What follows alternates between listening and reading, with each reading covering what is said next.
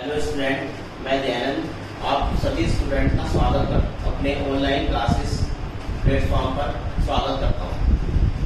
इस प्लेटफॉर्म पे आपको BCom classes, BBA, MBA, MCom ये सभी कोर्स पढ़ाए जाएंगे जो आप सभी के लिए बिल्कुल फ्री होंगे।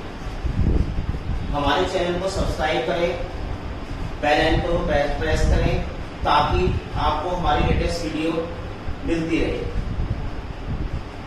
नीचे दिए डिस्क्रिप्शन में आपको डाउट का लिंक भी मिल जाएगा, आप उसे शेयर कर सकते हैं। थोड़ा सा मैं आपको फाइनेंशियल अकाउंटिंग के बारे में बता देता हूँ। आज हम थोड़ा सा छोटा टॉपिक कवर करेंगे। तो फाइनेंशियल अकाउंटिंग वित्तीय लेखांकन ये कोर्स बीकॉम के फर्स्ट ईयर में नॉर्मली यूनिवर्सिटीज में यूज होता है। तो इसका कुछ भाग में आपको एक चैप्टर का थोड़ा डिस्कस करता हूँ। हमारे पास पहला है, हमारे पास में फर्स्ट जो चैप्टर है आपका वो हम कवर करेंगे ब्रांच अकाउंट।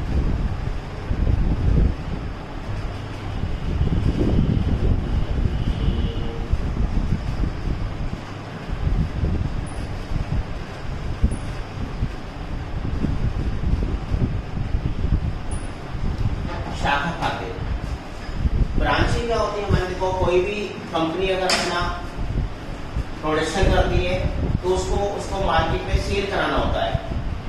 तो सेल कराने के लिए उसको एक प्लेटफॉर्म की जरूरत पड़ती है, उसको लोगों की जरूरत पड़ती है उसको बिकवाने के लिए, बेचने के लिए। तो उसमें क्या होता है, हमारे पास में वो अपने डिस्ट्रीब्यूटर यूज करते हैं और उसके अपने मीडिएटर्स को यूज किया जाता है हमारे पास। तो नॉर्मली क्या होता है, हमारे पास कंपनी क्या करती है, हमारे पास कुछ अपनी भी ब्रांचेस में बना लेती है और उन ब्रांचों के देख रेख वो खुद भी करती है। कई बार वो ब्रांचों को सौंप देती है, ब्रांच अपना देखभाल खुद भी कर सकते हैं, अपना अरेंजमेंट खुद भी कर सकते हैं वो लोग। और कुछ ब्रांचेस फॉरेन होती है, मतलब अगर आपका विदेश में भी व्यापार है, आपने के लिए नॉर्मली बाहर भी एक्सपोर्ट इंपोर्ट किया हुआ है तो उसके भी लिए हमारे पास फॉरेन ब्रांचेस बनाई जाती है। तो ब्रांचेस के बारे में हमारे पास देखो, जो शाखाएं होती है हमारे पास उसमें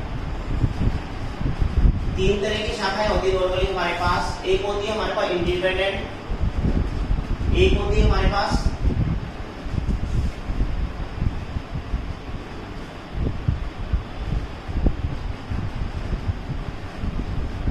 शाखाएं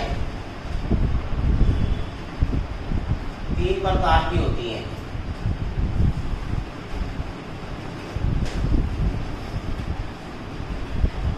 पहली होती है हमारे पास स्वतंत्र,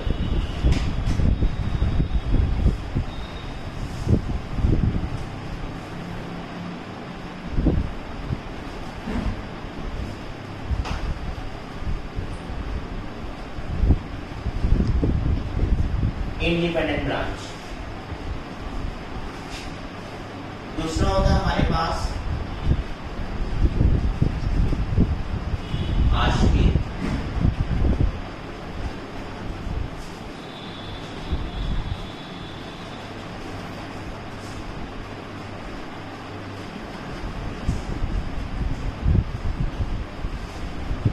डिपेंडेंट ब्रांच। और तीसरा होता है हमारे पास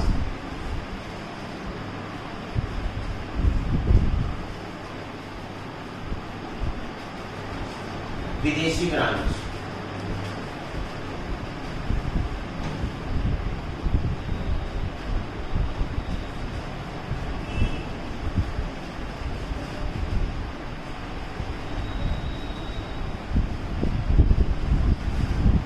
देखो तीनों ही ब्रांचों के बारे में हमारे पास, क्योंकि इंडिपेंडेंट होती है हमारे पास, उनको अपने लिए खुद ही हमारे पास सारी संस्थाएं जुटाने पड़ते हैं। ठीक है, जो डिपेंडेंट होती है हमारे पास में, जो डिपेंडेंट होती है वो आश्रित होती है हमारे पास हेड ऑफिस के थ्रू। जो कंपनियां होती है कंपनी उसका सारा अरेंजमेंट करती है, सारे खर्चे वर्चे वही पेमेंट करती है उसकी।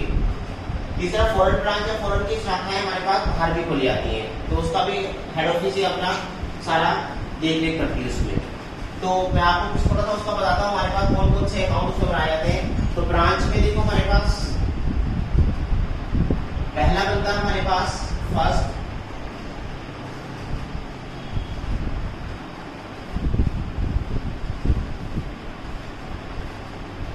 शाखा खाते।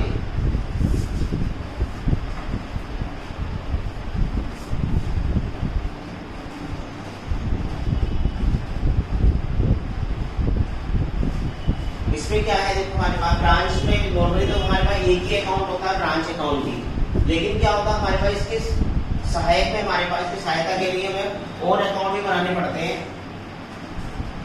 वो होता है हमारे पास इसके बाद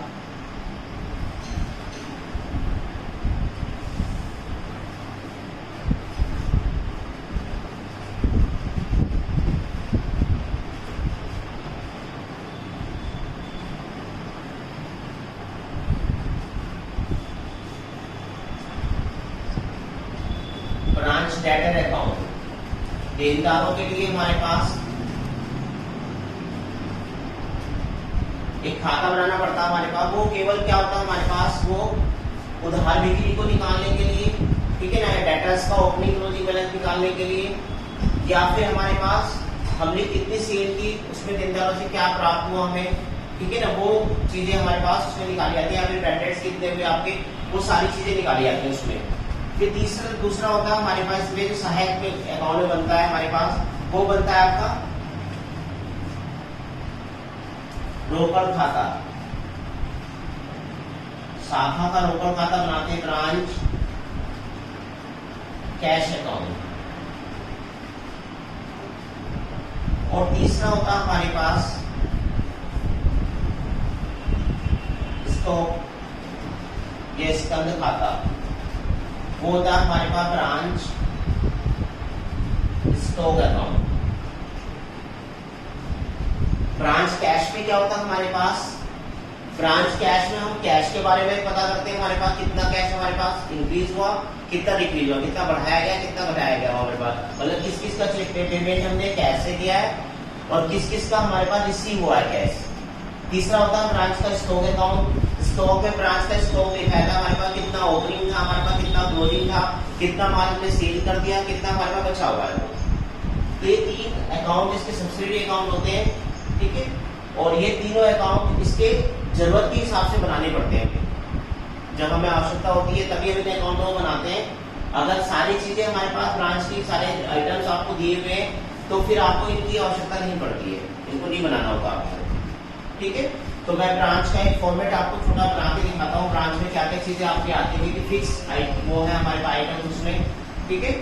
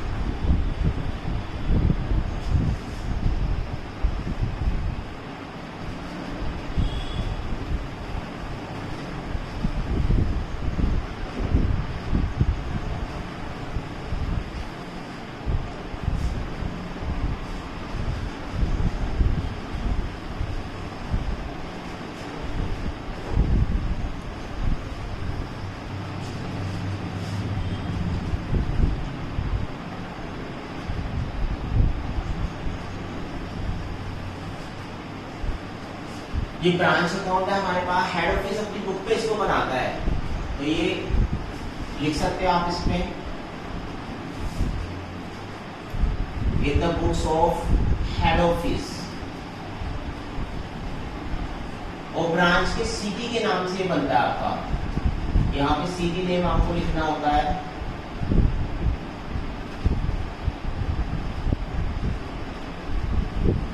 अगर किसी शहर का नाम नहीं दिया होगा तो केवल ब्रांच अकाउंट आप लिखेंगे उसे। तो इसमें 4 कॉलम होते हैं आपके, पहला पार्टिकुलर्स, फिर अमाउंट,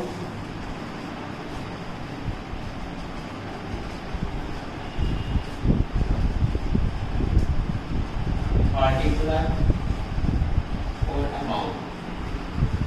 ये अमाउंट डेबिट होती है आपकी और ये अमाउंट क्रेडिट होती है। शुरुआत हमारे पास जब भी किसी अकाउंट की करते हैं हमारे पास, तो उसके ओपनिंग बैलेंसेस लिखे जाते हैं उसमें, ठीक है। तो उसमें होगा हमारे पास सबसे पहले बैलेंस डालेंगे टू बैलेंस पीडी। अब ओपनिंग बैलेंस किसी भी चीज का हो सकता है, अगर वो कैश में करते हैं तो केवल हमारे पास ओपनिंग बैलेंस आएगा स्टॉक का, कैश का। लेकिन अगर वो क्रेडिट बेस पे बेचते हैं हमारे पास, तो डेटर्स का भी बनेगा, एसेट्स का भी बनेगा उसमें। तो ओपनिंग बैलेंस आप जितने भी आपको दिए होंगे वो हमेशा मंथ की शुरुआत की डेट दी होती है, 1 तारीख से शुरू करेगा उसको तो ओपनिंग होगा, 30 से या 31 से करेगा तो क्लोजिंग होगा वो। तो उसमें आएगा हमारे पास opening stock,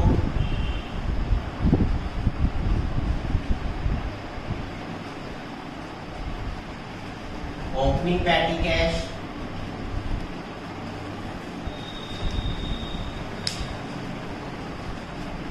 opening assets, opening debtors. Opening debtors तभी यूज करेंगे आप जब आपको क्रेडिट बेस पर सेल करनी हो। अगर परमिशन हेड ऑफिस देता है आपको उधार की बेचने की, तो आपको फिर डेटर्स अकाउंट ही बनेगा आपका, डेटर्स का भी यूज भी होता है उसके अंदर। उसके बाद आप किसी भी एसेट्स का, चाहे वो प्रीपेड हो चाहे वो आपका अप्रूव्ड हो हमारे पास, वो उसका वो ओपनिंग बैलेंस यहाँ पे आप डाल सकते हैं अगर कोई गिवन है तो आपको।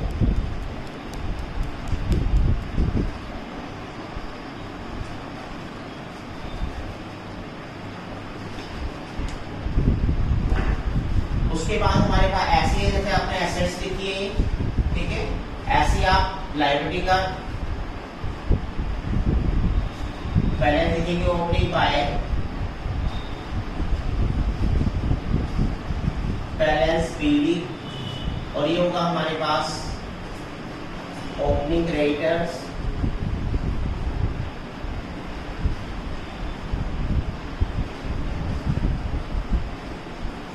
ओपनिंग बिल्स पेबल अकाउंट,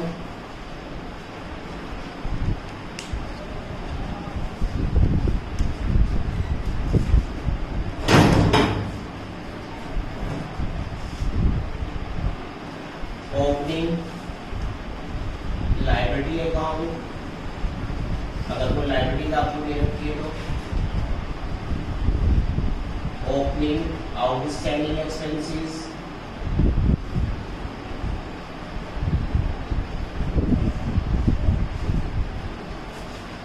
उसके बाद आपको ये तो था ओपनिंग बैलेंस, जो आपको गिवन होंगे हमारे पास वही आपको यहाँ पर लिखने हैं।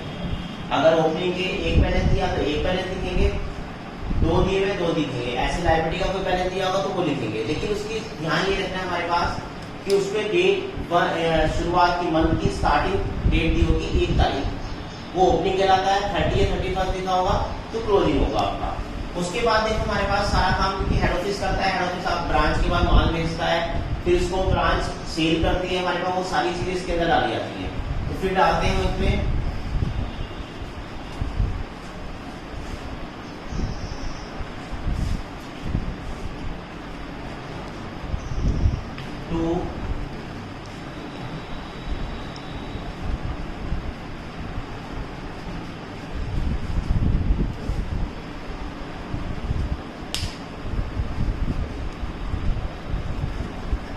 To goods and to branch account. अब गुड्स एंड टू ब्रांच को कई नामों से लिखाया था हमारे पास, यहाँ पे लिखा होगा हमारे पास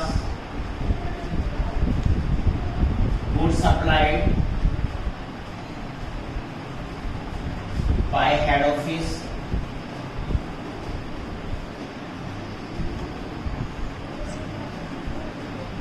गुड्स रिसीव्ड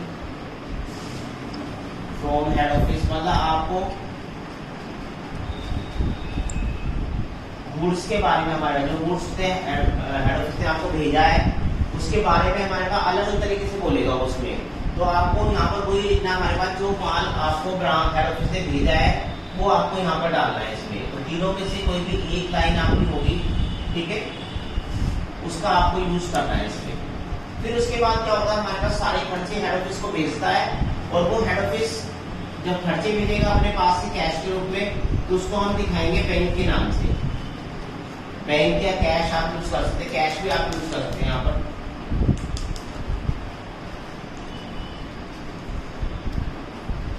कैश अकाउंट का यूज भी कर सकते हैं आप इसमें। तो उसमें जो भी हमारे पास वो पेमेंट करेगा हेड ऑफिस, वो सारा आपको यहाँ पर दिखाना है। तो वो हो जाएगा हमारे पास, आपने सैलरी पे की, आपने वेजेस पे की, इसमें अदर एक्सपेंसेस,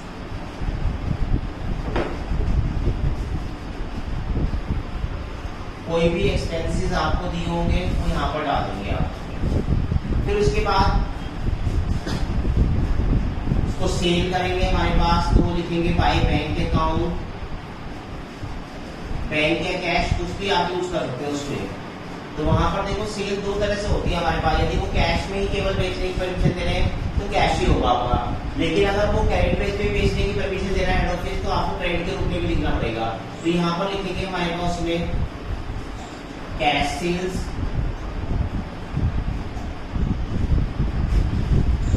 और फिर उस पर लिखेंगे हमारे पास कैश सेल्स के बाद हमारे पास कैश रिसीव फ्रॉम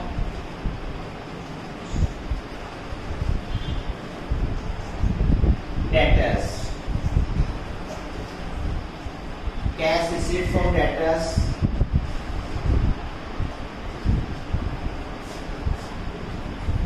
तो ये दोनों चीजें आपकी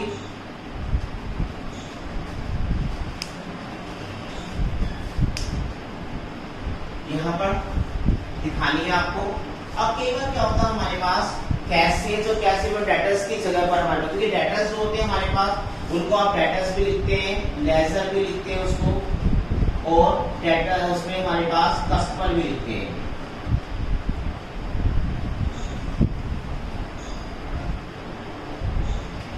मतलब आप तीनों नामों से यूज कर सकते हैं हमारे cash receive from debtors, cash receive for ledger, cash receive for debtor, वो पे हमारे पास कस्टमर। तो इन दोनों का टोटल हमारे पास, लेकिन कभी कभी क्या होता है हमारे पास इनकी जगह पर, इसकी जगह पर आप इस लाइन को भी यूज कर लेते हैं। हमारे पास वो लिखा होता है हमारे पास, कभी कभी आपको गिवन होता है हमारे पास कैश रेमिटेड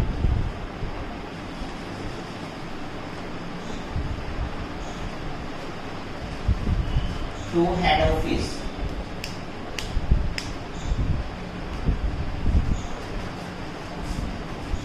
जो कैश हेड ऑफिस को भेजा गया हमारे पास सेल के थ्रू, वो आपको यहाँ पर दिया होता है। कि कभी कभी क्या होता है हमारे जब कैश रेमिटेड दिया होगा तो आप इन दोनों लाइनों को यूज नहीं करेंगे। फिर अगर इसको यूज करेंगे, आप इस लाइन को यूज करेंगे, तो फिर ये आपको यूज नहीं करना उसमें, ठीक है। अब उसके बाद हमारे पास एक लाइन, एक वर्ड आता है हमारे पास उसमें गुड्स इन ट्रांजिट। अगर कोई भी माल आपका रास्ते में, मतलब हेड ऑफिस ने भेज दिया और ब्रांच को रिसीव नहीं हुआ अभी तक, तो वो उसके लिए हमारे पास गुड्स इन ट्रांजिट यूज होता है। तो अगर कभी भी आपको हॉल के अंदर गुड्स इन ट्रांजिट दे रखा है, तो आपको ये भी देखना होता है हमारे पास कि वो इस वाले पार्ट में, मतलब ब्रांच में प्लस किया गया है हमारे पास या नहीं किया गया है। अगर वो प्लस नहीं किया तो हमने यहाँ भी लिखना है, और वो डेबिट की तरफ इसमें प्लस करके भी लिखना है, मतलब हमें खुद जोड़ना पड़ेगा। अगर उससे पहले से इंक्लूड कर रखा है तो फिर आपको केवल बाई की तरफ ही लिखना है, केवल बस एक टाइम से। उसके बाद देखो हमारे पास फिर उसको बाय में डालने हैं आपको closing balance,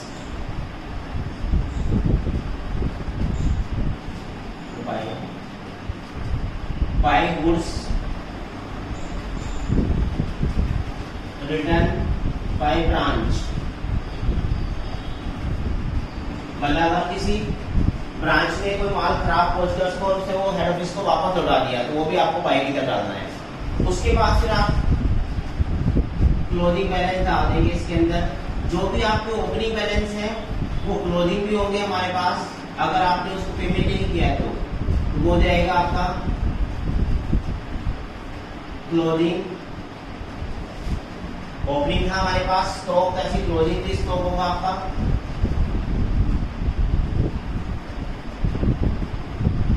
closing petty cash. इनको निकालने के लिए अगर आप सपोज आपको ओपनिंग दिए, क्लोजिंग दिए, तो आपको ये एक्स्ट्रा अकाउंट है हमारे पास, ये वाले वो तभी बनाने पड़ेंगे जब यहाँ पर वैल्यू नहीं होगी आपकी, ठीक है। तो वो हमारे पास फिर लिखेंगे आप उसमें क्लोजिंग एसेट्स अकाउंट,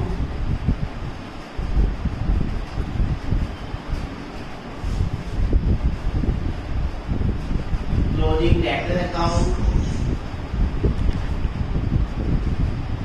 और क्लोजिंग अगर प्रीपेड का पेमेंट नहीं किया हमारे पास प्रीपेड, अगर पेमेंट कर देंगे इसका एक खत्म हो जाएगा तो फिर यहाँ से इसको नहीं दिखाना है फिर आपको। फिर इसको हमारे पास टोटल करके बाहर लिख लेंगे।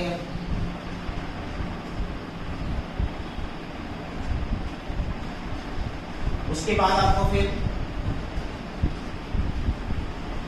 2 की तरफ डालना है हमारे पास क्लोजिंग बैलेंस लायबिलिटी के।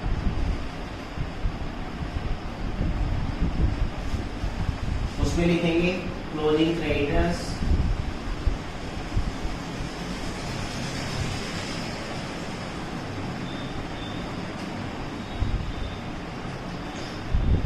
क्लोजिंग बिल्स पेबल,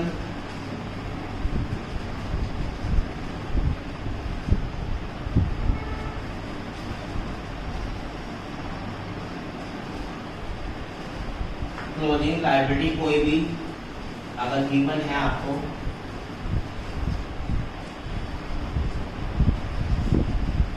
अगर आउटस्टैंडिंग आपने पे कर दी है हमारे पास में तो फिर यहाँ नहीं दिखाते थे उसको। फिर उसके बाद दोनों साइड का टोटल करेंगे। टोटल करने के बाद जो भी आंसर आएगा आपका, अब आंसर कोई भी देखो, दोनों आंसर टोटल इक्वल करने होते हैं हमें, ये दोनों साइडें आपको इक्वल करनी होती हैं। तो अगर आपकी क्रेडिट साइड जा रहा है हमारे पास तो डेबिट साइड में आंसर निकल के आएगा, अगर डेबिट साइड जा रहा है तो क्रेडिट साइड में आंसर निकल के आएगा आपका। तो जो भी आंसर आएगा अगर डेबिट साइड में निकल के आता तो उसको लिखते हैं to general profit and loss account.